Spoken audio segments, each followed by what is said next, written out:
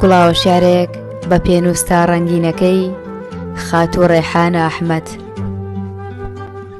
وەرە گیانە لە پێدەشتی دڵی خۆمدا ڕەشماڵێکت بۆ هەڵبدەم، باسکەم بکەم بە سەرینت تریفەی مانگت پیا بدەم.